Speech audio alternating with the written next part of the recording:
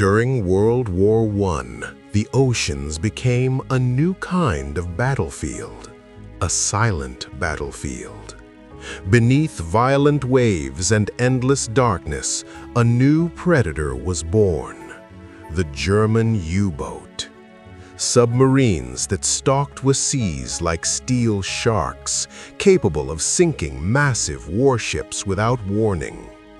To the enemy, U-boats were invisible killers, but to the men who served inside them, they were steel coffins, long metal tubes, cramped, air thick with diesel fumes, sweat, and fear. One small mistake, one faulty valve, one wrong calculation, and dozens of men would die together, slowly, in total darkness. The crews lived under constant pressure, not just the crushing weight of the ocean above them, but the psychological pressure of waiting to die in a war where the enemy was rarely seen. Among the hundreds of U-boats deployed by Germany, one vessel gained a reputation unlike any other, a submarine feared not only by its enemies, but by its own crew. A boat said to carry more than torpedoes, a boat believed to carry a curse. This is the story of UB-65. This video demo is the property of VL Tape Society. It began before the submarine ever touched water. In early 1917, at the Vulcan shipyard in Hamburg, Germany, workers were assembling the steel body of what would become UB-65. The atmosphere was tense. Germany was desperate. Resources were stretched thin. Speed mattered more than safety. During a routine torpedo loading test inside the unfinished submarine, disaster struck. One of the torpedo warheads leaked toxic gas. In the confined space of the torpedo room, the gas spread instantly. There was no escape. 2 men collapsed and died within moments. One of them was the submarine's second officer, a respected, disciplined man, a career naval officer. His death shocked the shipyard. This was not combat. This was not war at sea. This was a violent death inside a vessel that had not even been launched yet. The first blood had been spilled, and many would later say the fate of UB-65 was sealed right there. Weeks later, during the submarine's first sea trials, tragedy struck again. While performing a test dive, a catastrophic failure occurred in one of the ballast tanks. Seawater poured in uncontrollably. The submarine listed sharply. 12 crewmen were trapped inside the sealed engine compartment. The hatch jammed. They could not escape.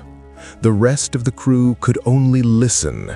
They heard frantic pounding on the steel walls, shouts, screams, prayers. The sounds slowly weakened until there was nothing. All 12 men suffocated. The ocean had claimed them before the war even began. Whispers spread among the surviving crew. This was no coincidence. The submarine had already killed 14 men, and it had not fired a single torpedo. Despite the accidents, UB-65 was declared operational. Germany needed every submarine it could get. The boat was assigned to combat patrol under the command of Kapitänleutnant Martin Schell, a logical man, a disciplined officer, not prone to superstition. But the true terror aboard UB-65 would not come from British destroyers or depth charges.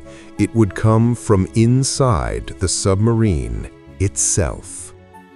During a patrol beneath the waters of the English Channel, a crewman on watch in the control room suddenly screamed, a scream filled with pure panic. He pointed toward the bow of the submarine. "He's there! He's standing there!" His face had gone pale. His hands were shaking. The crew rushed to look. There was nothing, only steel walls and darkness. The crewman insisted. He claimed he had seen the ghost of the second officer, the man who had died during construction, standing at the very front of the submarine, watching, silent, staring through the hull as if looking out into the sea. The man broke down completely. He babbled non-stop about the apparition until he had to be restrained and locked away. Captain Martin Schell dismissed the incident. Combat stress, claustrophobia, hallucinations caused by exhaustion. That was the rational explanation. Until, several days later, the captain himself saw it. Schell was observing through the periscope when something caught his eye. Standing on the submarine's bow, visible through the water, was a translucent figure. A man in a German officer's uniform. The figure raised its arm and pointed directly at him. Then it vanished. Captain Schell said nothing, but the experience shook him to his core. He had seen it too. The hauntings continued. During a violent storm on the surface, a sailor on watch atop the conning tower was swept by a massive wave. As he was dragged toward the sea, other crew members heard him scream, "He's next to me! He's pulling me!" The man vanished into the black water, never recovered. Fear spread like an infection. Crew members whispered that the ghost of the second officer was angry, that he was claiming the submarine, that he intended to drag everyone down with him. Then came the incident that broke the crew completely. Inside the torpedo room, one of the torpedoes detonated on its own, without warning. The explosion tore through the interior of the submarine, killing the torpedo officer and several crewmen instantly. One survivor, pulled from the wreckage and dying from his wounds, whispered his final words. He said that seconds before the explosion, he saw the ghost standing beside the torpedo, its hand outstretched. That was the breaking point. The remaining crew refused to sail. They would rather face court-martial for desertion than return to the haunted steel coffin. Morale collapsed entirely. When news reached high command, an extraordinary decision was made. A priest was summoned. An exorcism was performed aboard UB-65. After the ritual, the submarine was reassigned. A new captain, a new crew, men who knew nothing of the boat's bloody past. For a brief moment, it seemed the curse had lifted.